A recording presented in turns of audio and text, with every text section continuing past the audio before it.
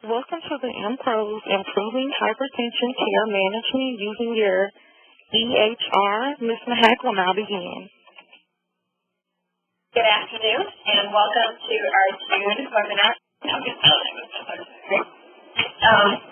We would like to get started by talking about some of the DACH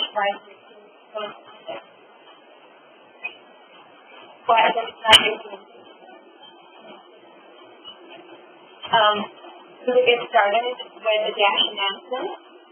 First, you can follow MPRO on Twitter, Facebook, and LinkedIn.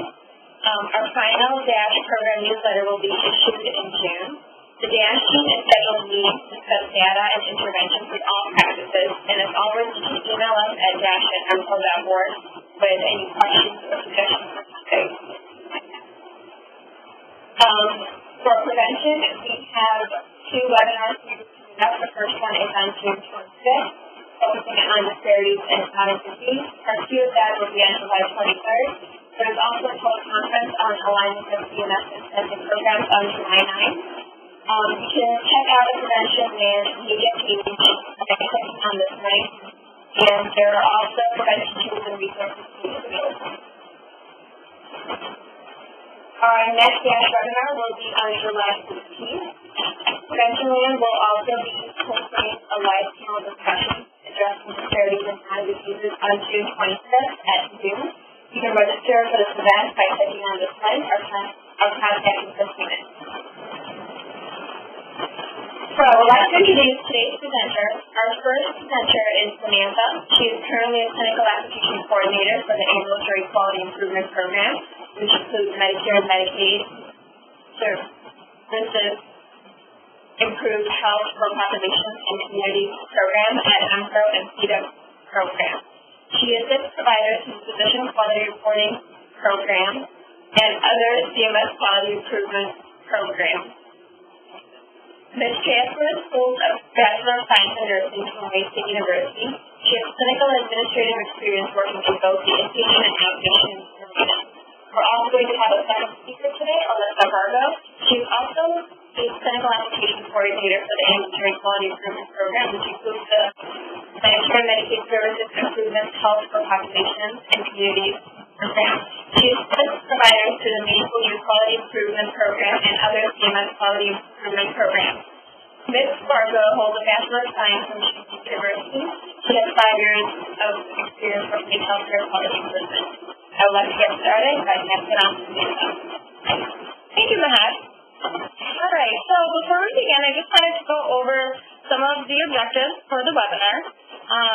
The majority of the webinar, we're going to talk about some quality improvement tools that you can use through your EHR. Most EHRs have these tools if they are certified, 2013 or 2014 certified for meaningful use.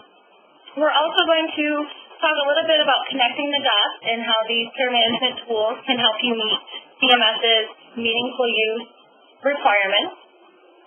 And then we're going to talk about some of 3 of the key hypertension quality reporting measures, the M2F measures that can be used for both meaningful use as well as for the Physician Quality Reporting System program, or as most people call it, PQRS.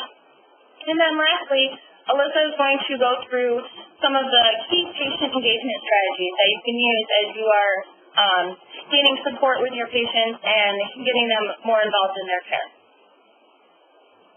All right, so whether you're for or against them, we all know that electronic health records are here to stay.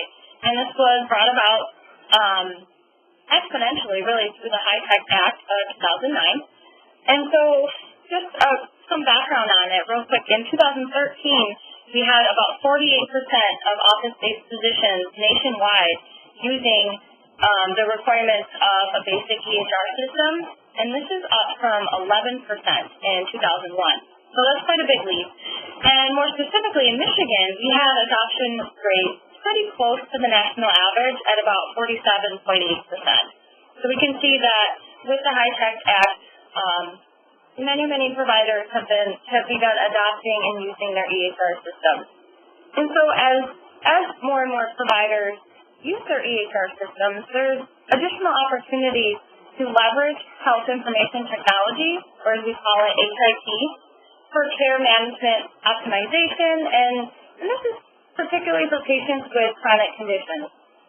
There's many features built into the EHR that can assist providers and office staff to identify and care for these patients.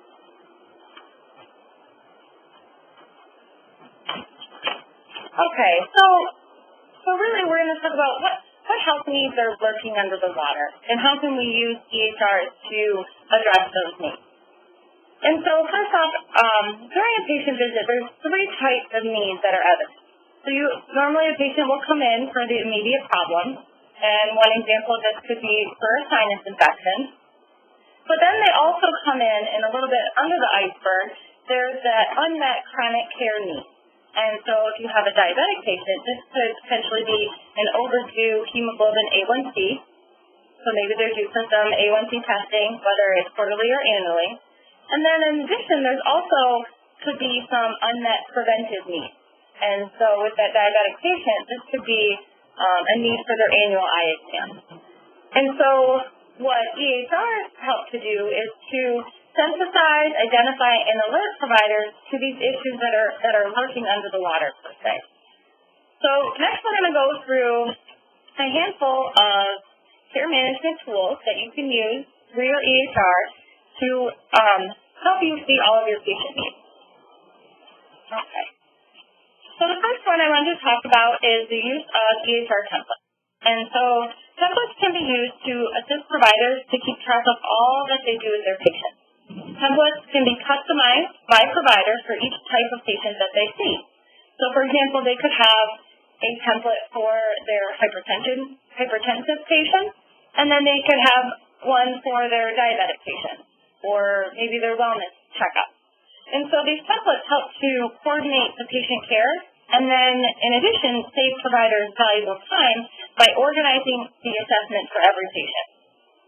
It's the templates provide a reassurance that the provider will address every item for each of their patients. And this is particularly helpful for primary care providers because they see such a wide variety of different types of patients. So it kind of helps to set their mind to rest that they've addressed everything that they would like to.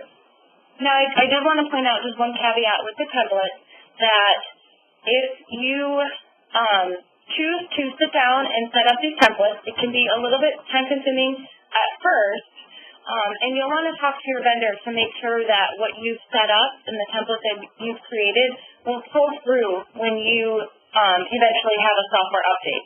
For some vendors, these will not pull through, and then you'll have to do it all over again. So talk to them before you set it up and make sure that these templates will pull through, and you'll be able to keep them through all of your software updates. So the next care management tool that is kind of a buzzword and that most of you have probably heard about is the clinical decision support role. And so in order to become certified, EHR vendors had to incorporate these clinical decision support rules within their EHR products.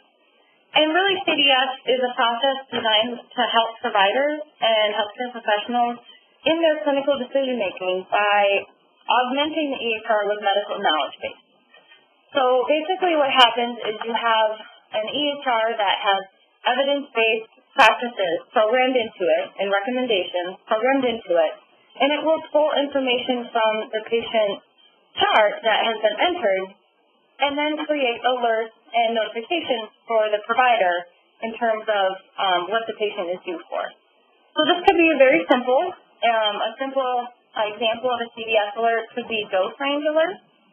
So the EHR is programmed to know what the common dosages are for medications, so let's say for opiates or for insulin, and then it pulls information based on what is entered into the patient's chart. So the provider could write a prescription, and then the system would be able to alert the provider if the prescription written is within that normal evidence-based guideline.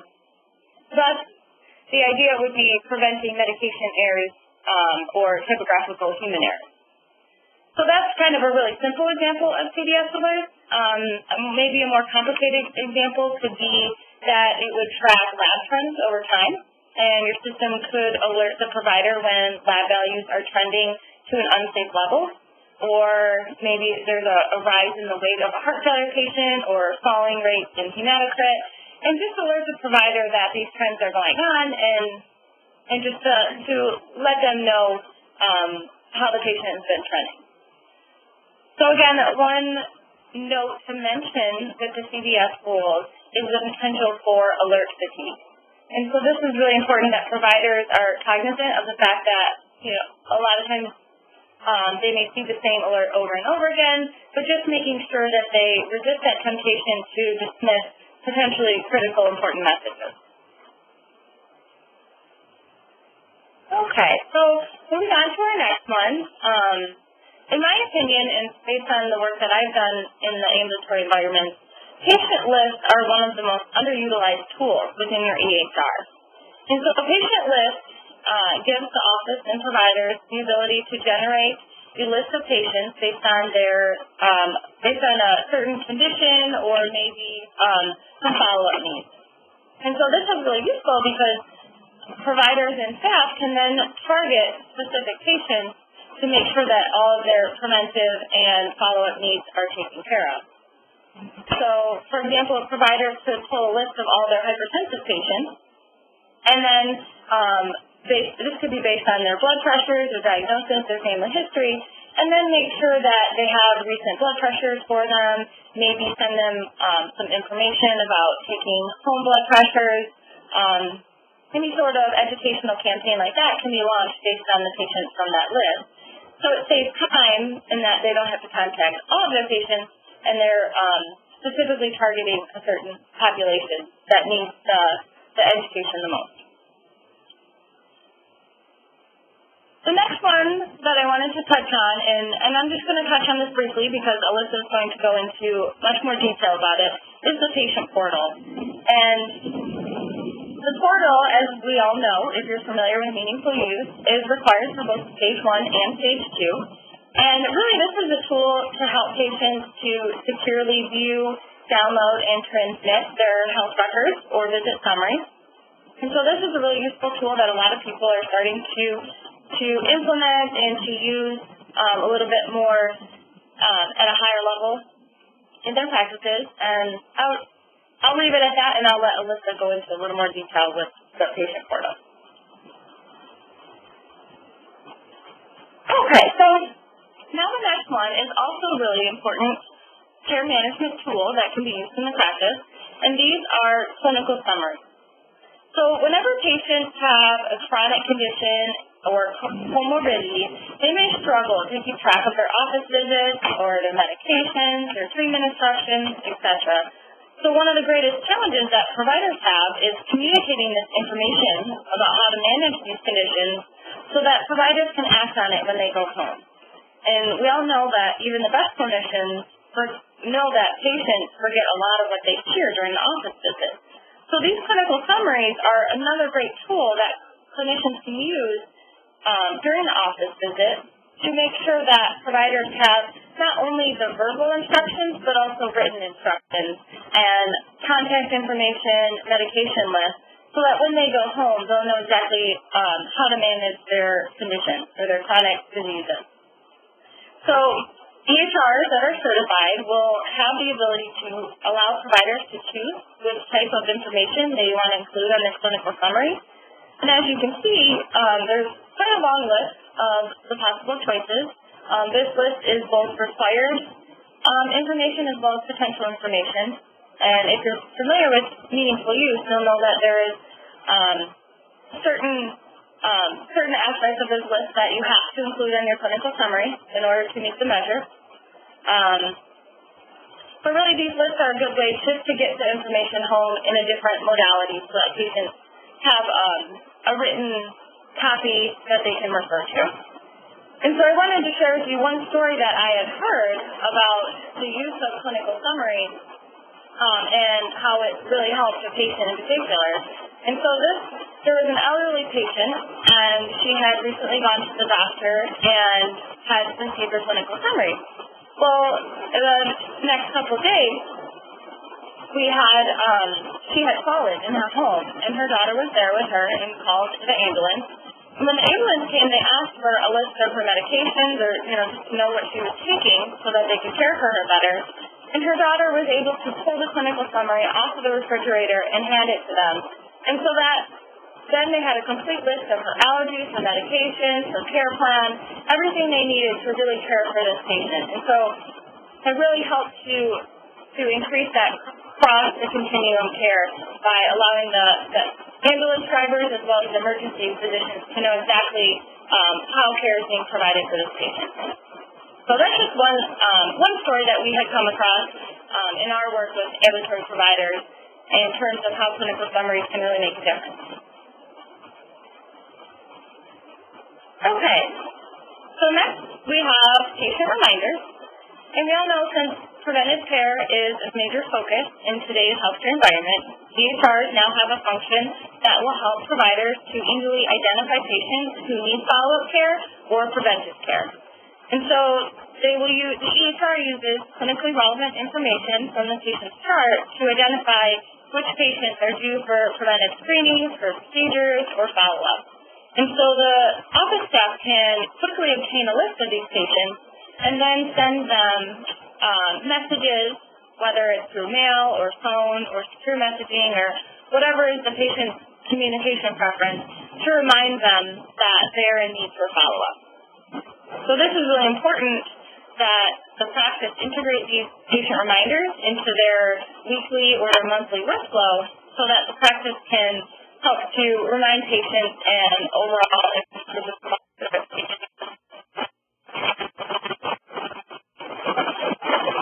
And next we have the health information exchange. And so depending on your familiarity and how far along in meaningful use you are, you may or may not have signed up with a health information exchange, or as we like to call it, an HIE. And so HIEs provide an opportunity for providers to safely and securely exchange information with other providers or hospitals. And so signing up with an HIE is really helpful because it helps to eliminate that redundant or unnecessary testing. Providers are able to go in and pull information on a specific patient and see exactly what their care plan is with other providers. So this is especially useful when there are referrals. So a specialist can go in and pull information and see exactly what's been done in the primary care office. And along with the HIE and with the meaningful use requirements, we also have the transition of care summary. And this can be transmitted via the health information exchange. And this is just kind of like the clinical summary that you would give to a patient. Transition of care summaries are care summaries that have the patient's care plan, medications, lab testing, and they are given from provider to provider, or one care setting to another care setting. And this helps to ensure that the referral provider has the complete care plan and the most up-to-date patient information on which to base their care of the patient. And lastly, just real quick, I know many providers are already doing medication reconciliation, but just wanted to touch on it and highlight really the importance of medication reconciliation. So it's really just a way for providers to prevent unintended discrepancies in their medication and reinforce teaching with patients about which medications they should be taking, how much of it they should be taking, and how often they should be taking it. I know that the Agency for Healthcare Research and Quality had a study out that more than half of patients had at least one intended medication discrepancy at a hospital admission. And so by doing medication reconciliation, whether it's during admissions or transfers or discharge, that can really help to reduce the number of discrepancies that patients have and just ensure that they're taking what they should be taking. Okay, so those are some key care management tools that most EHRs, especially the certified EHRs, will have. And as we're going through and you start to think about how you're using these care management tools, it's really important to briefly talk about the workflow and how your workflow will incorporate some of these tools. So starting with the basics, what is a workflow? You'll know that a workflow is the who, what, where, when, and how things get done in your office or your organization. So workflow is how things get done by the various people, and it could be all simultaneously or sequentially. And understanding workflows is really important because the practice needs to know who's doing what and when, and make sure that everything is getting done that they've set out to accomplish. So, for example, during EHR implementation, there's drastic changes in regards to how the staff complete medication orders. So before EHRs, maybe they were writing the script on paper, handing it to the patient, and then it was in the patient's hands to get it filled. Well, now with EHRs, we have electronic prescribing, and the provider has to enter in the prescription and then transmit the prescription to the pharmacy. Well, in terms of workflow, if someone isn't asking the patient which pharmacy they'd like to go to and where they want the prescription to go to, then there's a breakdown and the prescription is not successfully filled. So in the workflow, there'll have to be a process for someone to inquire with the patient which pharmacy they want to go to and make sure that that is updated in the system. So this is just a very basic workflow that we created to show the importance of each step in the process. So you have your front desk, who's maybe checking in the patient, upgrading their insurance, their demographics, and then, of course, depending on where you're at in your system, they may be signing the patient up for the patient portal. You have the medical assistant, who is gathering vital signs, completing the allergy list, problem list, and smoking status. You have the provider, who's doing the assessment, patient education, med reconciliation, and then you have checkout. And just one thing I wanted to point out on here is that the workflow doesn't end when the patient leaves. You also have to include in your workflow the after-visit aspect. And so this could include submitting patient information to a public health agency, so that would be MICR or the Michigan Syndromic Surveillance, or it could be transmitting that transition of care summary, sending patient reminders. So there's so much more that needs to be mapped out in the workflow than just when the patient is in the office. And so here, I know it's kind of small on the slides, but here's a workflow that I had mapped out for a practice. And if you're familiar with workflows, you'll know that the circles represent a beginning or an ending. So the first circle is that the patient arrives. The squares represent next steps. And then the diamonds represent a decision point. And so in every office workflow, there's going to be some decision points that need to be made. So one of them could be, at check-in, does the patient have a patient portal account? Yes or no? If no, your next decision point would be, does the patient want a patient portal account? Yes or no? And so those steps will lead to different actions by the office staff. So it would be beneficial for every practice to map out their workflow so that they can see how things get done, who does them, and then be able to target the bottlenecks in the patient visit and see how they can rearrange, maybe divide tasks so that these bottlenecks don't occur. Okay. So next I wanted to just touch a little bit, I know I mentioned throughout the care management tools, some of the meaningful use requirements, but I wanted to have a very clear slide showing which of those care management tools would satisfy meaningful use requirements. And so as you can see, the majority of them do, and they all have the stars on them, except for the EHR template. And so it's important to realize that, while a lot of providers are doing these care management tools just to meet meaningful use, that they do have a higher purpose and that they do really help to improve the care for your patients as well as help the office save time in terms of repeating testing and calling patients back. Okay. And lastly, before I hand it over to Alyssa to talk about patient and family engagement, I wanted to touch on 3 of the key hypertension quality reporting measures. And so these are N2F measures, and they're captured in the background using the care management features that we've discussed. And so this is nice for providers because there's no need for double documentation. You don't have to enter it in twice or specifically into a database like you had to previously. Your EHR system will be able to generate the data for these measures based on the input that you have in your patient's chart. And so the first one is N2F0018, and this is for controlling high blood pressure. So this is part of the effective clinical care domain, and it is looking at the percentage of patients aged 18 to 85 who have had a diagnosis of hypertension and whose blood pressure was adequately controlled during the reporting period. And so this will pull information about your patient, so if they've had a diagnosis of hypertension entered, and it will look at the most recent blood pressure recordings in there. The second one is N2F0028, and this is looking at tobacco use screening and cessation intervention. So this one is kind of a 2-part quality measure in terms of it's looking at was there a screening completed so that there's documented smoking screening, yes or no, but then also that a cessation intervention was also documented. So it's going to look at what type of intervention has been documented.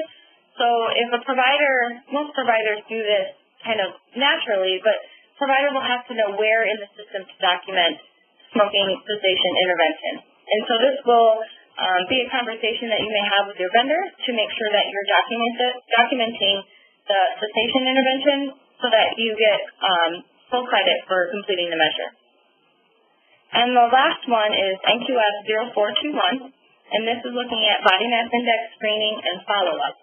And so kind of like the tobacco screening, it's a 2-part, and so there has to be a BMI screening as well as a follow-up plan for the patient. And so talking with your vendor about where to capture this in your system will, again, make sure that you're getting credit for these measures.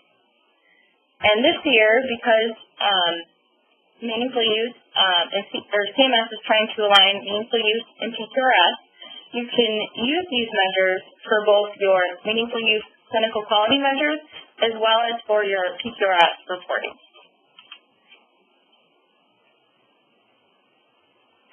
Okay, so I'm going to hand it over to Alyssa, who is now going to talk a little bit more about patient and family engagement strategies. Thanks, Sam. So patient and family engagement, we know, is currently and in the future a huge topic. It is huge for meaningful use 1, 2, and in the future 3, as well as all of our quality improvement strategies. So what exactly is patient and family engagement? Patient and family engagement educates, empowers, and equips patients and their families with the knowledge and tools they need to adopt an active role in a patient's health care. Many studies have shown that engaging patients, those who actively seek to know more about and manage their own care, are more likely than others to participate in preventative and healthy practices, self-manage their conditions, and achieve better outcomes. These are a few of the pieces of patient engagement. As you can see, they all fit together. A patient portal, which is the secure communication, and a huge change and shift is social media and the opportunity to educate. Patients, we know, are experiencing the changing healthcare landscape in many ways, and for the first time, they're strongly encouraged to take an active role in their own healthcare. So by being an active participant, patients are improving their health and managing chronic conditions like high blood pressure and lifestyle modifications. It's also important to realize that the patient's well-being is balanced on a 3-legged stool. The first leg is the patient, and the second leg is the provider, and finally the last leg is technology. So equally balanced stool will result in a stabilized health care of the patient. And in today's day and time, a large portion of the population relies on social media and the internet for health advice. So again, why is patient and family engagement important? We know that when patients and their families are engaged, they become more informed about their health care, and they can participate in making informed decisions about their own health care and manage it better. And it's important to realize some of the key stakeholders, which would be patients, their care teams, such as the physicians, nutritionists, care coordinators, and pharmacists, family members or caregivers, and the community, such as visiting nurses associations, hospice care, and counseling services. So what is this all getting at? Healthcare's new goal shows a couple different levels of activation. With level 1 is really just starting to take a role. You want individuals to feel confident enough to play an active role in their own health care. So if you can even get them to this point, you're already making an improvement. Level 2 would be building the knowledge and confidence. We know that some lack confidence, some individuals lack confidence and an understanding of their health care. So recognizing that as a provider is key. Level 3 would be finally taking action. Individuals have the key facts and are beginning to take action, but still may lack some of the confidence and skills to support their behaviors. So that would be level 4, is maintaining their behavior. Individuals now have adopted these new behaviors, but may not be able to maintain them and face the stress or health crisis. So again, this is all about activation and increasing the level of maintaining a patient's health care on their own. We know that to increase this activation, we have to build their confidence. That's a huge part. Build patients' understanding, grow their skills, facilitate healthy behaviors, and address inevitable backsliding. One of the key pieces to this is engaging them personally. We know that everyone's different and unique, and to have an understanding of individuals is first and foremost the most important. Healthcare systems need to treat the person as a whole and across all of their life context. So how will we do this? Basically, this is how we see a connected world. You want to be able to view, download, and transmit health information. So you can see the patient there is in the middle, and they're connected in all different ways to the provider. They're connected through a portal. They also have a personal health record. You can see a cell phone up there that's used to help them in their health care. And all of this is connected. So it takes not only the patient, the specialist, and the provider, but everyone working as a team so that they can view their health information in many different ways. So I'm going to get into a little bit of a couple of the engagement tools that are key. The first one is the patient portal. Just to describe what a patient portal is, it's a secure online website that gives patients access to their personal health information anytime, anywhere, with an internet connection. EHRs that engage patients through patient portals increase access to their information and empower patients to take an active role in the management of their own health care, also improving overall health outcomes. They allow patients to access their own records electronically, and this is also a menu measure for meaningful use, which is key. So a couple tips for using a patient portal.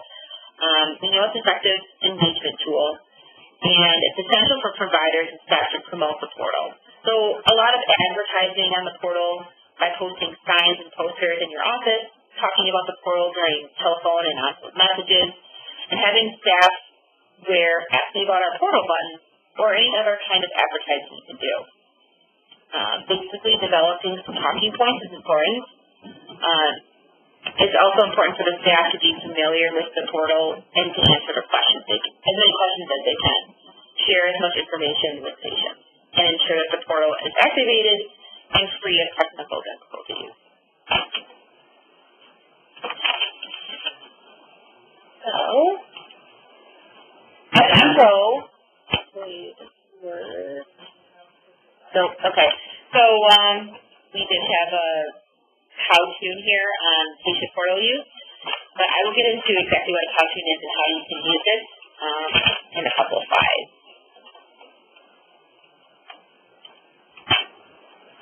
Another form of patient engagement is using secure messaging to support patient and family engagement.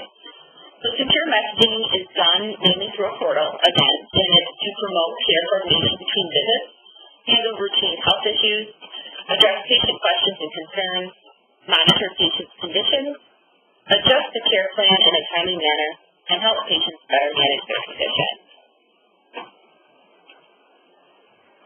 So what makes the electronic message secure?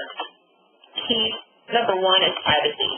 Privacy ensures that the intended recipient of an email message can read the message subject line and content, only that person. It's tamper resistant. It ensures that the message cannot be modified by anyone after the message is sent, and it's authenticated. So authentication ensures that the recipient of an email message knows the message came from that person it appears to come from. So how does this benefit providers? It can be convenient, it's cost-effective, and very efficient for providers. It avoids the problem of phone tag, which we know is a huge issue, especially with office staff, and which can result in delays in communication as well as miscommunication. It allows providers to address a variety of routine health issues more efficiently. It automatically captures and documents communication within the EHR, which is very key for many sleeves. And connects and triage patient messages and DACH answers, which improves efficiency and saves additional time if auto-replies are used for routine issues. We're going to talk a little bit more about social media. We know from certain studies that 65% of physicians use it for professional purposes. That is really becoming very key. A lot of online communities we know of are Facebook, Twitter, websites, and blogs. Practices can create a way for patients to stay informed and access health information. There's more and more usage for news and information on social media-related topics. Some physicians have forms of social media to keep their patients up to date and informed. And it's basically coming from a one-to-one communication to a many-to-many communication. And it's just the ability to reach more people. So getting further into some of these social media avenues, again, we know it's a way to interact and communicate using virtual communities. A couple different ones, we have How-To, which I was going to show you earlier, but basically that is a cloud-based software that allows users to create animated videos. It's a really great advertising tool that can be key in providing your patients education. Texting, most of us now have smartphones in this day and age, and it can be used for messaging patients about upcoming appointments or sending them occasional health staff. Twitter, which is an online social network and microblogging service that enables users to send and read short 140-character messages called tweets. So practices we know are developing followers, and the ability to shoot really quick communication out to all of them is really important. A lot of people are familiar with Facebook, which is a social networking service. Just like Twitter, practices can create a Facebook page and promote it to their patients. Patients can like the page and receive different notifications in their newsfeed whenever practice posts information. We like to have providers promote a lot of their diabetes and hypertension messages on there, or any key clinical quality measures that they might have a following based on. Last example of a patient engagement tool is a website. This is really great when a patient needs any kind of information about the practice. Background, list of providers, location, contact information, announcements, and educational resources are great to put on a website. As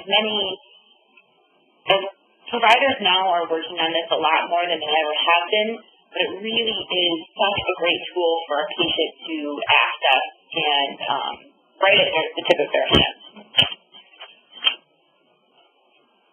Okay, so that completes my portion of patient engagement. Here are some of our resources. As you can see, MDCH, Pro, Million Hearts, Personal Action Towards Health, Michigan Health IT, and Centers for Medicare and Medicaid Services.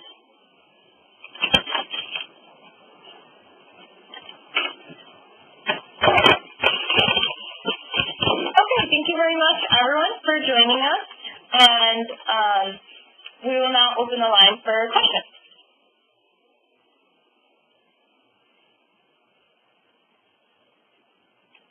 Ladies and gentlemen, if you have any questions at this time, please press the number 1 key. Again, if you have any questions at this time, please press the number 1 key.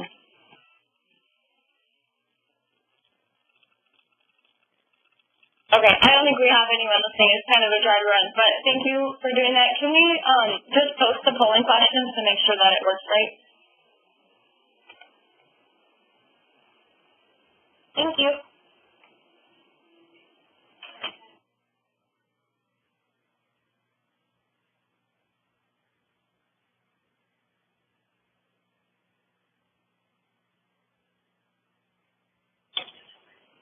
Okay, thank you very much, everyone, for joining us today, and we hope that you join us for some of the Prevention Learning Action Network. We have one next Wednesday and then one on July 23rd. Thank you very much, and have a good day.